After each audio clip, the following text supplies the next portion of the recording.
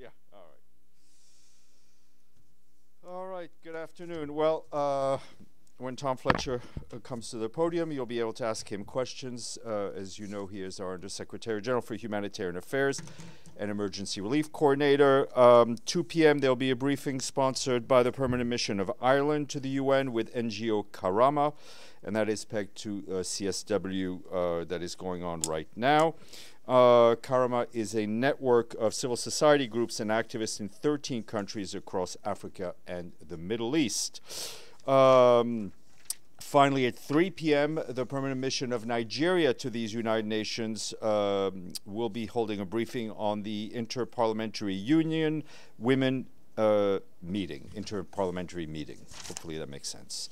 The Secretary General spoke to you a short while ago. He said that during this 80th anniversary year of the United Nations, it is essential that an organizational system as complex and crucial as ours subjects itself to rigorous and regular scrutiny to assess its fitness for purpose and carrying out its goals efficiently. This is why he informed member states that he's officially launching what he calls the UN80 Initiative. The Secretary General has appointed a dedicated internal task force led by the Undersecretary General for Policy, Guy Ryder, and composed of principals representing the entire UN system. The objective will be to present to member states proposals in 3 areas. First, rapidly identifying efficiencies and improvements in the way we work. Second, thoroughly reviewing the implementation of all mandates given to us by member states, which have significantly increased in recent years. And third, a strategic review of deeper, more structural changes and program realignment within the UN system. His remarks in the Q&A have all been shared with you. I want to start with an update on the occupied Palestinian territory and Gaza. Our humanitarian colleagues warned that after 11 days of no humanitarian assistance entering Gaza, the crucial progress made during this first 6 weeks of the ceasefires continues to unravel. Across the Gaza Strip, it's becoming more difficult for people to have a decent and sufficient food, water, medical services, and other vital items. Efforts to restore the health system in Gaza continue, but progress is slow. In North Gaza Governorate, only 16% of health services points are functioning either fully or partially. That includes 3 out of 5 hospitals, 6 out of 50 medical points, and 4 of over 24 primary healthcare centers. Major challenges also persist in solid waste management. Overflowing trash is creating unsanitary living conditions and obviously heightening public health risks. The problem is compounded by lack of spare parts, which 80% of all waste collection vehicles and containers damaged or destroyed. Our colleagues have noted that inadequate management of infectious medical waste, as well as the mixture of solid waste with debris contaminated with explosive hazards. Partners are working to move waste from 70 makeshift dump sites into 30 temporary ones, but most are already full. Access to other sites closer to the border is urgently needed. Meanwhile, our partners are also working on mine action, continue to warn of explosive hazards. This year, 3 people have been killed and nearly 40 injured, and 18 explosions recorded to date. Education efforts are making some headway. Since the start of the ceasefire, our partners have set up more than 200 temporary learning spaces, bringing the total of over 630. These spaces support more than 170,000 children. As of yesterday, 60% of all school-aged children in Gaza have access to some form of learning, either in schools or in temporary spaces. However, our partners are still unable to bring in any of the supplies and any of the equipment necessary for education, including large tents and student kits. Moving north to the situation along the Blue Line between Israel and Lebanon, the Office for the Special Coordinator for Lebanon and our peacekeeping mission in Lebanon continue their efforts in support of the cessation of hostilities. Today, Special Coordinator Janine Hennis-Plasschaert held a round of meetings with Lebanon's top leaders, including President Joseph Aoun, the Speaker of Parliament Nabi Berri, the Prime Minister Nawaf Salam, and Defense Minister Michel Menassa. Prior to that, during the week, as you may have heard, she was in Israel, where she met with the Foreign Affairs Minister of Israel, Gideon Sar, the Defense Minister, Israel Katz, and the Minister for Strategic Affairs, Ron Dremer, among others that she met there. Her meetings with both Israelis and Palestinians focused on the cessation of hostilities, understanding, and the implementation of Security Council Resolution 1701. And as you will have seen also news reports yesterday that Lebanon and Israel will begin talks aimed at diplomatically resolving several outstanding issues between the two countries. I can tell you that we, of course, welcome this announcement. Dialogue capable of addressing all outstanding provisions under Security Council Resolution 1701 is critical to ensuring civilians on both sides of the blue line should be able to live their lives without the fear of the resumption of the deadly conflict. Yesterday, UNIFIL hosted the 6th meeting of the Cessation of Hostilities Implementation Mechanism in one of its positions along the Blue Line in Nakora. In the afternoon, following the meeting of the mechanism, UNIFIL, in coordination with the Lebanese Armed Forces, the Israeli Defense Forces, and the Red Cross, and the mechanism itself, facilitated the transfer of 4 Lebanese nationals from Israeli detention into Lebanon. UNIFIL liaison officers accompanied by a Red Cross team who transported the individuals from the crossing point. The released individuals were subsequently taken to hospital in Lebanon for checkups, and on the operations front, peacekeepers observed intensive IDF air surveillance over UNIFIL's area of operations, and as well as gunshots and IDF activities in Sector East. The UN peacekeepers are continuing to support the Lebanese armed forces in their deployment to the south, including with patrolling and engineering activities. And moving to Syria, our humanitarian colleagues are telling us that access to vital services in coastal areas in Syria continue to be severely challenged, with some cities still lacking electricity, and that includes Latakia. Despite that, we and our partners are mobilized and supporting the response in those areas. Water is being distributed via the main network in Latakia Governorate, but rural areas face shortages due to issues relating to maintenance of generators. Bakeries are operational and shops are reopening, though essential materials and fuel remain scarce. UNICEF has supplied 38 tons of water treatment supplies to Latakia's Water Authority, covering over 2 months of needs. UNICEF is planning on providing 5 water tanks to Jableh National Hospital in Latakia Governorate to replace the ones that have been damaged. UNICEF and its partners are also collaborating to maintain the Al-Sin spring generator in Tartus to ensure drinking water supply for the population there. Health partners have delivered emergency supplies, including 64 trauma and emergency surgical kits and non-communicable disease treatments to Tartus and Latakia to be distributed as soon as the security situation permits. And moving to Ukraine, the Office for the Coordination of Humanitarian Affairs says that attacks early this morning and yesterday resulted in civilian deaths and injuries across different parts of Ukraine. Donetsk, Dnipro, Kriviri, and Kherson regions were among the ones who were most impacted. Apartment buildings, homes, a hospital, schools, and other infrastructure were damaged. Authorities also report disruptions to gas and electricity networks. This morning in Odessa, we're told that a commercial maritime vessel docked in the port was hit and 4 sailors were killed. According to the authorities, the civilian vessel was intended to transport grain to Algeria. In Kriviri, in Dnipro, humanitarian organizations responded swiftly and provided first aid, including shelter material and psychosocial support. Humanitarian efforts also continuing in the Kherson region, where continuing hostilities have left many residents without electricity and living in severely damaged homes. Yesterday, an interagency convoy delivered much-needed assistance to frontline communities. The convoy transported generators, medicines, hygiene supplies, and winter-related items, including essential supplies for women and for girls. Since the start of this year, we, along with our partners, have facilitated 13 humanitarian convoys, including 6 to Kherson, reaching nearly 17,000 residents in frontline communities in the east and south of Ukraine. As needs persist, the situation evolves. Humanitarian organizations remain committed to ensuring that vital aid reaches those most impacted by the conflict. And turning to the Democratic Republic of the Congo, our humanitarian colleagues warn there that clashes and attacks in the east continue to kill civilians and force people to move to safety. In North Kivu, local humanitarian sources tell us that at least 13 civilians were killed in an attack by the Allied Democratic Forces armed group on March 9th in Lubero territory. Survivors have reportedly been forced to flee to neighboring areas. Despite the continued fighting in several areas, we and our humanitarian partners have continued assessments as security allows us to do it.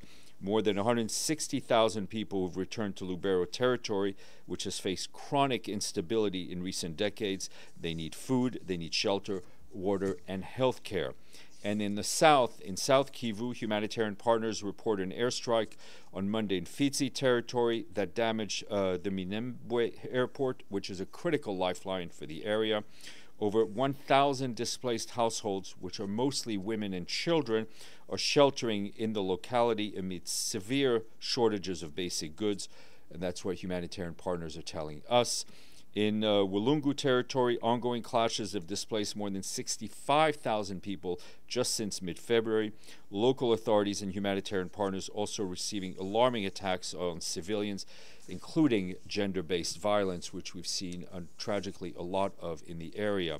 And in Bukavu, the capital of South Kivu, humanitarian partners are highlighting urgent needs for food, health care, protection services for a large number of displaced people who've sought safety on the outskirts of Bukavu after fleeing clashes elsewhere in the region. Needs assessments are underway. As we mentioned, the cholera outbreak continues to spread in the east. In Maniema province, bordering South Kivu, the authorities there have declared an outbreak in 7 localities and have appealed for urgent support. Resource gaps in the healthcare sector and recurrent floods are the main drivers of this outbreak. And finally, for DRC in Tanganyika province, which is south of South Kivu in Maniema, ongoing fighting between local armed groups in Moba territory have reportedly forced more than 25,000 men and women and children to flee to neighboring areas. Many of those had already been displaced by earlier rounds of violence, and humanitarian sources are telling us they estimate 90,000 people are now displaced in that area. Couple of more notes, so just bear with me. The 2025 Development Cooperation Forum is taking place today and tomorrow right here at UN headquarters. The forum is a gathering of high-level officials and representatives from member states, along with experts from academia, the private sector, and civil society to discuss the future of international development cooperation. Taking place under the theme Transforming International Development Cooperation from Global Dialogue to Action. The forum aims to be a catalyst for action, driving reform in policy and practice with greater coherence, country-led solutions, and, as we mentioned yesterday, with the 4th International Conference on Financing for Development coming up in Seville, it is there to build momentum for high-quality and high-impact development cooperation that aligns with national priorities and delivers lasting progress on sustainable development. You can watch all this on UN Web TV. And I also wanted to flag in Geneva today our colleagues Najat Malamajdid, the Special Representative of the Secretary General on Violence Against Children, has presented her annual report to the Human Rights Council, which highlights an alarming rise in child trafficking. According to the UN Office on Drugs and Crime, children now represent 38% of detected victims, with a notable increase in girls since 2019. Ms. Majid said that several interrelated factors contribute to this increase, including the rising vulnerabilities of children resulting from global crises, the growth of organized crime facilitated by new technology, and the increasing demand for child exploitation, both in labor and sexual abuse. To tackle the problem, the report calls for these factors to be addressed simultaneously and for states to take a coordinated, child rights-centered approach. One more member state paid today, or 2 in fact. and we have a good quiz for you. Over 260,000 workers from the first country work in the second country. Both are... No? Okay. Qatar, yes, is the second country. What is the first country? The Philippines. The Philippines. So we thank our friends in Manila and in Doha for their payments in full. We are now at 75. Sherwin, do you have a question? Edie. Oh, Edie. You yield to Edie. Go ahead. Thank you, Steph. You talked about Sigrid Kaag's visits. No, Janine Hennis-Plascher. Yes. Janine Hennis-Plascher. Yeah. Sorry. Dutch as well. Did she at all get any indication that the Israelis might be opening Gaza? Her focus was on the Blue Line, on 1701. So I don't think that the situation in Gaza came in any major way in her discussions. Is Sigrid Kaag doing anything to try and impress the Israelis? All of the UN officials in the region and beyond are using their contacts, notably through COGAT and others, to try to get the crossings reopened and reopened as quickly as possible. I mean, every day we tell you about the risk of going backwards, and we're already seeing those signs, notably on prices, on fuel, on generators. The indicators are going in the wrong direction. And on a completely different subject, does the Secretary General have any reaction to the results of the election in Greenland? As much as I would like to insert myself into this local parliament election in a member state, I shall refrain. Ibtisam. Follow up on the Gaza situation. What is happening actually with the Rafah crossing? I mean, is the Israelis are the one who are controlling? Why can't you bring things from the Egyptian side? It remains the Rafah crossing works both with Israeli and Egypt, but most the humanitarian cargo comes through the other crossings. So nothing is open at this point. Michelle. Thanks, Steph. On the Iran-US possible nuclear talks, Iran appears to have rejected the idea of that. Is this something the SG is thinking he could help mediate on? Is he talking to anyone about it? Look, what's going on? The issue relating to Iran's nuclear program remain a stress point in the region. And we hope that all member states, whether they're involved in JCPOA or others, find ways to lower the tension. And we also consistently call on Iran to live up to its commitments made with the IAEA. Abdelhamid. Thank you, Steph. The special rapporteur on the right for food labeled what's happening in Gaza as a war crime. Do you subscribe to this labeling? Look, the special rapporteurs speak for themselves. We have repeatedly called for accountability for the conflict that we have seen since October 7th, and I think our position's been made clear. But as you know, that first Israel shut off all the crossings, then they stopped the inflow of humanitarian aid, and then they shut off electricity. How do you put them together, and tell me what kind of behavior from a member state? You will use the adjectives that you want to use. Our focus right now is on trying to solve the situation, trying to get the humanitarian crossings reopened, trying to get the aid to flow back in at the levels that they have been since the ceasefire, and to see the hostages released. Yes, ma'am. Hi, Rachel Wolf, Fox News Digital. Is the UN80 Initiative meant as the Secretary General's response? Sorry. Go ahead. Yeah. Sorry. Is the UN80 Initiative meant as the Secretary General's response to concerns about possible funding cuts from the U.S.? Is he worried that Elon Musk is coming for the UN? No, I think the Secretary General answered that question himself, and I would encourage you to look at the transcript. What the Secretary General is doing is building on the reforms he'd put in place in his since he came in to office, but also I think with a clear-eyed view of the global situation, including the funding resources that we've lost from many countries, right, who seem to have other priorities. And as he said, I mean, the UN and any organization should always be able to have a critical assessment of the way it operates, so it delivers better for the millions of people that depend on the United Nations to live, right, to survive, and of course on the global taxpayers who fund us.